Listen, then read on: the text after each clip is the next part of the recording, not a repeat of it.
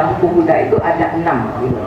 Bisa berdana dalam bentuk materi, bisa berdana dalam bentuk uang, bisa berdana dalam bentuk waktu, tenaga.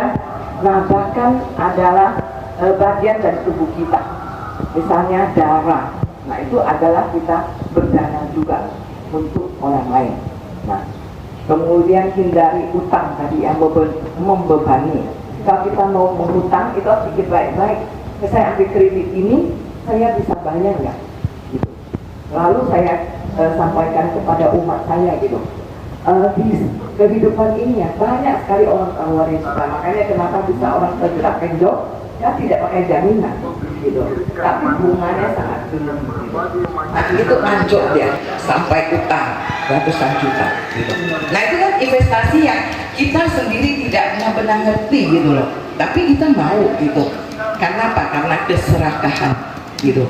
Nah maka dari itu kita mau investasi juga, investasi yang benar-benar kita paham gitu ya. Nah kayak orang itu kalau beli tanah, saya juga takut Bapak Ibu.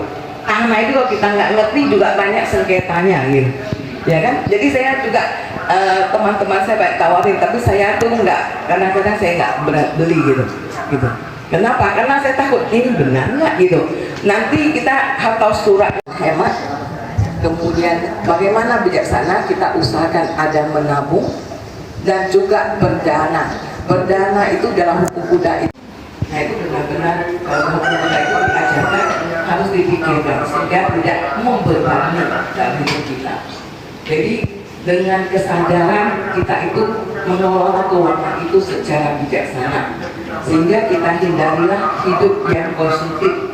Nah, kemudian kendali keinginan dan menjaga keseimbangan. Maka tadi saya katakan butuh dan ini tuh supaya kita kendali di dalam ajaran itu ada UPK.